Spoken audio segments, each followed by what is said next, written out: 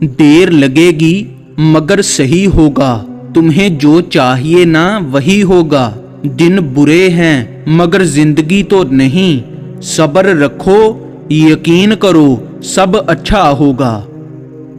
بدلہ لینے والوں سے نہیں بلکہ سہ جانے والوں سے ڈرو، ان کا معاملہ اللہ کے حضور پہنچا دیا جاتا ہے۔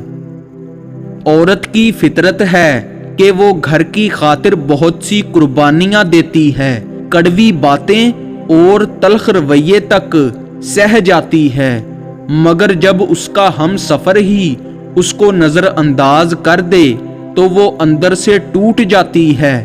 عورت کا حوصلہ اس کا شریک حیات ہی ہوتا ہے۔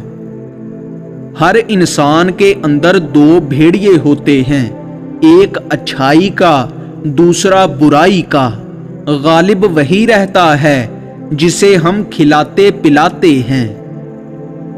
لوگ کہتے ہیں کردار پر بات آ جائے تو صفائی دینا ضروری ہو جاتی ہے، لیکن میں کہتی ہوں اگر کردار پر بات آ جائے تو بات ہی ختم ہو جاتی ہے۔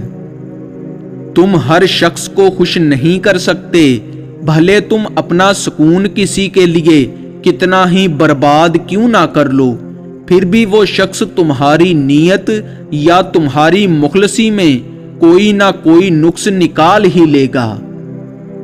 آج اگر زندگی مشکل ہے تو کل کی آسانی کا وعدہ بھی اللہ نے کیا ہے۔ اللہ سے مانگو، خوب مانگو، اللہ تمہیں امید سے بھر کر دے گا۔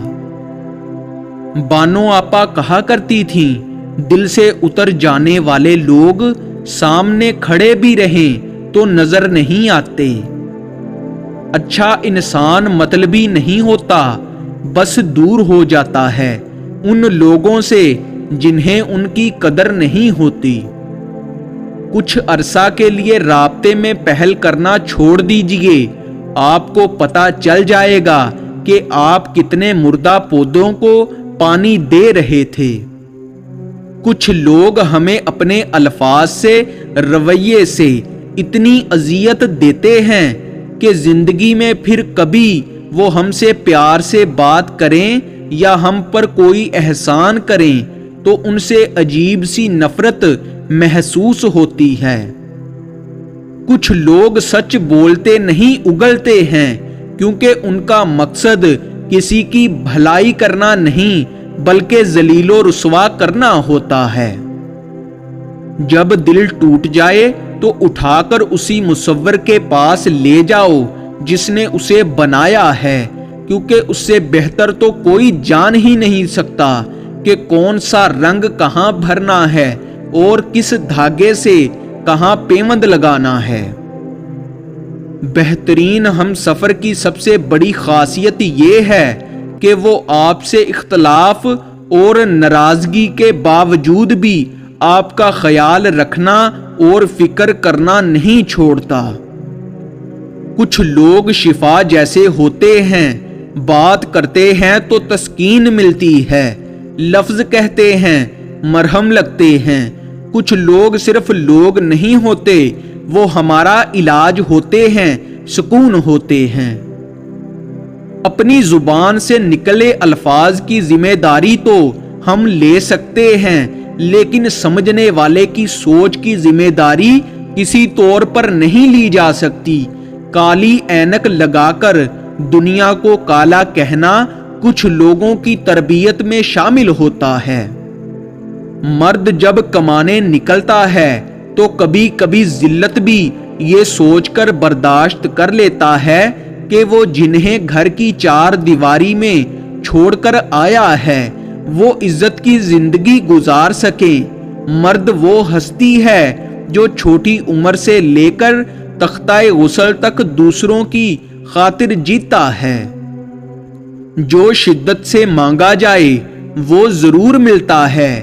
اللہ پاک تڑپ ضائع نہیں جانے دیتا، وہ دلوں کے حال سے بخوبی واقف ہے۔ جو تم چاہتے ہو وہ ملے گا، وہ نہیں تو اس سے بہترین ملے گا۔ زیادہ نہ سوچیں، زیادہ سوچنا آپ کو ذہنی طور پر بیمار کر دے گا۔ اللہ کے منصوبے اور اس کے وقت پر بھروسہ رکھیں، یقین رکھیں اللہ پاک آپ کو دے گا، اللہ آپ کو بہترین دے گا۔ اللہ پاک جانتا ہے کہ آپ کے لیے کیا بہتر ہے۔ جب کوئی تمہیں بے وجہ رلائے تو تم اپنے آنسو اس یقین کے ساتھ صاف کر لینا کہ زندگی کے کسی موڑ پر وہ تم سے زیادہ روئے گا۔ بے شک اللہ بہترین انصاف کرنے والا ہے۔ غم کی ایک بڑی خوبی یہ بھی ہے کہ یہ انسان کو نرم کر دیتا ہے اور اپنے حقیقی خالق و رازق اور مالک کے قریب کر دیتا ہے۔ مرد کے دکھ خاموشی کی کوکھ میں جنم لیتے ہیں اور اندر ہی اندر سرایت کرتے جاتے ہیں، جبکہ عورت کے آنسو ہر طرف شور کرتے ہیں۔ انسان جب زندگی کے امتحانوں میں سے گزر کر پتھر ہو جاتا ہے تو کوئی دل دکھا بھی دے تو برا نہیں لگتا۔ خوبصورت مرد وہی ہوتا ہے جو عورت کی عزت کرنا جانتا ہو، اس سے محبت کرنا جانتا ہو اور اس کی اہمیت سے واقف ہو اور رشتوں کی اہمیت جانتا ہو۔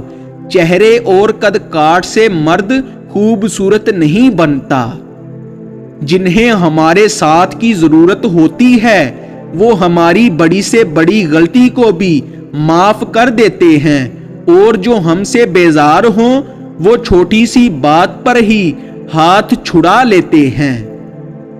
ہم کسی کے دل میں جھانک نہیں سکتے اور نہ ہی جان سکتے ہیں کہ کون ہمارے ساتھ کتنا مخلص ہے، لیکن وقت اور رویے جلد ہی احساس دلا دیتے ہیں۔ اس مرد کے دل میں دوسری عورت ضرور ہوتی ہے اور عورت کو شک تک نہیں ہوتا جو عورت کو ہر بار کہتا ہو کہ مجھے تم جیسی بہت مل جائیں گی۔